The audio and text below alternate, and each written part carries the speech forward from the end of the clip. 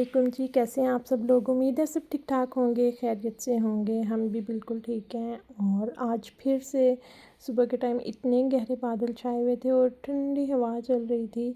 ऐसा लग रहा था कि बस अभी बारिश आएगी। अच्छा, हल्की सी फुहार शुरू भी हुई थी, जिसको आप रिमझिम नहीं कह सकते। बस जैसे दूर कहीं बारिश हो रही हो ना, तो उसकी जो फुहार होती है वो गिर रही हो, वैसे हुआ था। बस सिहन का जो फ़र्श है ना, वो थोड़ा-सा गीला हुआ था।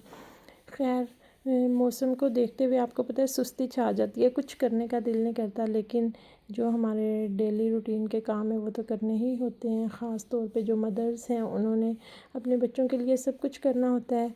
मैं भी हिम्मत करके उठी, उससे पहले मैंने वॉइस ओवर करके व्लॉग अपलोड किया और फिर मैं उठी सालन बनाने के लिए। काले चने बना रही हूँ आज। अबरिश आई, मेरे से कटोरी लेके गई और ना फिर ये सब्ज़ मिर्चें उसने मुझे ला के दी। शायद उसको बाहर से अलीशा लोगों ने आई थिंक दी हैं, या फिर उसकी दादो महविश ने, मैंने नहीं पूछा। और उसके बाद फिर मैंने सालन फ़ाइनल कर दिया। इस पे सब्ज़ धनिया वाश करके लगाया और गरम मसाला डाल दिया इसके अंदर।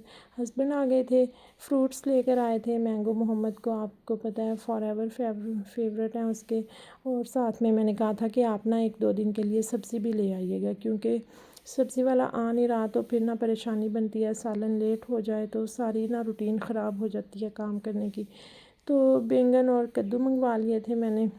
बीच में 1-2 दिन दाल भी बन जाएगी, क्योंकि फ्रिज में ना सब्ज़ी बिल्कुल भी ख़राब नहीं होती। 1 वीक तक तो आलमोस्ट पड़ी रहती है बिल्कुल फ्रेश। इसलिए इस चीज़ की कोई टेंशन नहीं होती कि ये ख़राब हो जाएगी। और ये जो फ्रिज का डोर है ना, इसके अंदर मैंने इस तरह से बास्केट्स को अरेंज करके सब्ज़ मिर्ची और टमाटर यहाँ पे रखी हुई हैं। इसका एक रीज़न है। रीज़न ये है कि यहाँ पे ना जब हम फ्रिज बंद करते हैं थोड़ी देर के लिए, तो जो उसका पानी है ना, मेल्ट हो के वो टमाटरों के और मिर्चों के ऊपर गिरता नहीं है और ये गलती नहीं है। अदरवाइज़ जब मैंने इनको टोकरी में डाल के फ्रिज में वैसे रखा हुआ था ना, जब फ्रिज बंद करते थे ऊपर पानी गिरता था मेल्ट हो के, और इतने ये गल जाते थे ना। अब तो 10 दिन तक भी बिल्कुल फ्रेश पड़े रहते हैं। फिर हमारी लाइट ऑफ हो गई थी तकरीबन 11 सवा 11 बजे। देखते देखते नहीं आई, 1-1:30 बज गया था। खैर, जो चार्जिंग फ़ैन मैंने आपको दिखाया था ना, उसने बड़ा साथ दिया। वो लगाया और अब्रिश को झोली में डाला और चारपाई के ऊपर मैं और मोहम्मद सो गए। हम तीनों उस पंखे के साथ तकरीबन 2 घंटे सोते रहे और 4 घंटे के बाद हमारी लाइट आई थी 3 बजे। फिर मेरी आँख खुली तो मैंने उठ के उसको चार्जिंग पर लगाया। मोहम्मद ने फिर कहा कि आज उसने बॉयल एग खाना है, उसको वो बना कर दिया। साथ में किचन में जो भी बर्तन वगैरह पड़े थे वो समेटे। फिर मैंने सोचा कि अभी दूध शूध बॉयल कर दूँ, लेकिन मैंने छोड़ दिया कि अभी नहीं, पहले ना मोहम्मद को मैंने करवाना है स्कूल वर्क। उसकी अब मैम के ना बार बार मैसेज आ रहे हैं स्कूल से कि बच्चों को आपने रिटर्न तो तकरीबन करवा लिया है, उनका ख़त्म होने वाला है, लेकिन जो उनके आगे होने हैं ना फाइनल टर्म के एग्ज़ाम, उसकी तैयारी ज़रूर करवाएं। तो उसके लिए फिर मुझे टाइम चाहिए होता है, 1-1.5 घंटा। उस टाइम मैंने कहा है कि कोई मैं कुछ और नहीं करूँगी, बाकी काम जो पड़े होंगे उनको भी छोड़ दूँगी साइड पे करके। पहले अपने बच्चे को जो है ना वो प्रायोरिटी देनी है, उसके स्टडीज़ पे फोकस करना है। इंशाल्लाह जो 1 माह रह गया है उनके स्कूल खुलने में, तकरीबन 1 माह रह गया, क्योंकि 24 अगस्त को तो स्कूल स्टार्ट हो जाने और स्टार्ट होते साथ ही एग्ज़ाम होंगे।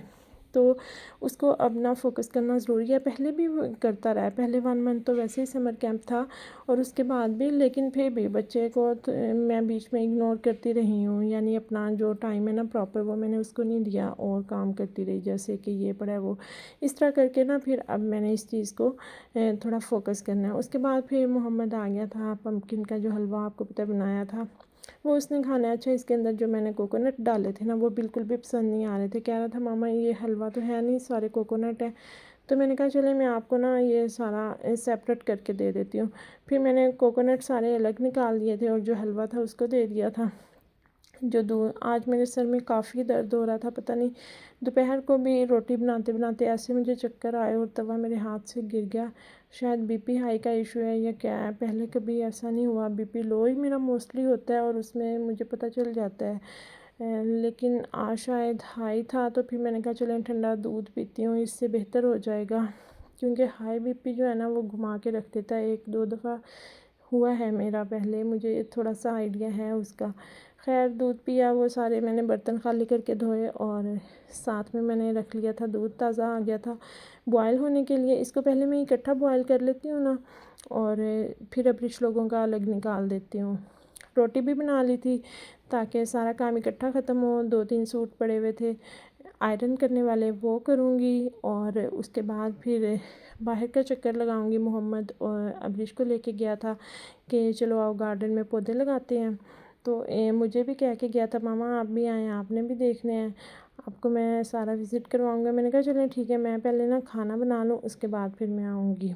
तो पहले मैंने सोचा कि किचन का काम टाइम से कर लिया जाए ना, सही होता है, क्योंकि मगरिब के फ़ौरन बाद बच्चों ने भी दोनों ने खाना खाना होता है। ख़ुद तो अगर भूख ना हो तो हम लेट भी खा लेते हैं, या सम टाइम कोई काम कर रहे हों, बिज़ी हों, तो फिर भी डिले हो ही जाता है। लेकिन बच्चों को आपको पता है टाइम पे चाहिए ही होता है, इसलिए फिर मैंने टाइम से सारा काम किया। और मौसम अभी भी बहुत अच्छा था, ठंडी हवा चल रही थी।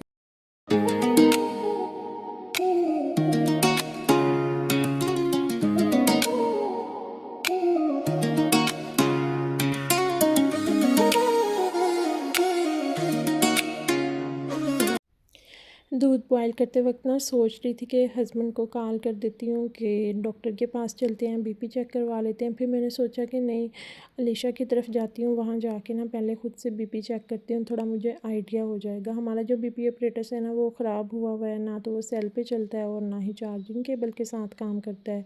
फिर मैं गई अलीशा की तरफ, वहाँ मैंने चेक किया तो मेरा जो था ना बीपी वो ऑलमोस्ट 90 आया था, थोड़ा सा हाई था। अब आपको पता है मशीन है, ये डिजिटल सिस्टम है, एग्जैक्ट तो काम नहीं करता लेकिन थोड़ा सा आइडिया ज़रूर हो जाता है। फिर मैंने हस्बैंड को कॉल की कि आप आ जाएं, तो मगरिब के बाद हम लोग गए हैं। लेकिन 2-3 डॉक्टर बैठते हैं, डॉक्टर तो नहीं, जैसे आप कहने डॉक्टर से थोड़ा निचला लेवल, कंपाउंडर टाइप होते हैं ना, फार्मेसी और ये स्टोर टाइप पे, यानी बीपी आप चेक करवा ही सकते हैं उनसे इन केस के कोई भी अवेलेबल ना हो। तो वहाँ मैं गई लेकिन मुझे कोई भी नहीं मिला। फिर ऐसे ही घूम फिर के हम वापस आ गए। मोहम्मद लगा रहा है जी नए पौधे, हालांकि इसका पूरा बगीचा बना दिया, इसके बाबा ने 3-4 पौधे प्रॉपर लगा के दिए हैं, लेकिन इसको जो शौक़ है ना अपना, और मैं कहती हूँ कि ये बहुत अच्छा शौक़ है फ़ारिग टाइम में, क्योंकि हमारा माहौल ऐसा है, यहाँ पे खुली जगह है, बच्चे आपस में खेलते हैं, तो स्क्रीन टाइम बहुत कम है इसका। तकरीबन 10 से 15 मिनट बस इसने कार्टून्स देखना होते हैं हर रोज़। वैसे मैं किसी का व्लॉग देख रही थी, एक बड़ी अच्छी व्लॉगर है, तो फेमस हैं, तो वो कह रही थी कि मैं अपनी बच्चियों को अगर कहीं जाऊँ अपने साथ लेके जाती हूँ, कोई काम करो इनको साथ काम करवाती हूँ ताकि इनका स्क्रीन टाइम कम से कम हो। यानी लोगों को बड़ी मेहनत करना पड़ती है और हमें ये प्रॉब्लम नहीं है। छोटे होते हम बच्चों को जो हैबिट डालें, मोहम्मद अकेला होता था, इसने काफ़ी देखा है मोबाइल फ़ोन, तो अब लेकिन नहीं है, अल्लाह का शुक्र है, इस तरह की हैबिट। और अब्रिश भी खड़ी हुई थी यहाँ, कह रही थी मम्मा मेरी पिक्चर बनाओ, तो उसकी मैंने 1-2 पिक्चर्स दी। उसके बाद फिर अब ये देखें गड्ढा खोद लिया है और पौधा अभी ढूंढ के लेके आना है। इधर उधर जो छोटे छोटे पौधे उगे होते हैं ना, उनमें से कभी किक्कर, कभी बेरी, और जो भी पौधा मिल जाए वो ला के ना यहाँ पे मोहम्मद लगा लेते हैं। और जी अब्रिश को भी साथ ले आते हैं कि अब्रिश आओ पौधा ढूंढते हैं, पौधा लगाते हैं। वो भी अपने भाई के साथ माशाल्लाह बड़ी खुश होती है, लेकिन अभी छोटी है ना, इतनी ज़्यादा समझ नहीं है। सम टाइम उसका कहना नहीं भी मानती, कहती है अब्रिश नहीं आएगी। और जी बस यहीं तक था आज का मेरा वीडियो। आपसे इंशाल्लाह ताला नेक्स्ट वीडियो में मुलाकात होगी। तब तक के लिए अपना बहुत सा ख्याल रखिएगा और दुआ में याद रखिएगा। अल्लाह ताला सबको अपने हिफ्ज़-ओ-मान में रखें और बारिश ज़रूर हो जाए अल्लाह के लिए। ओके जी, बाय बाय, अल्लाह हाफ़िज़, फ़ी अमानिल्लाह।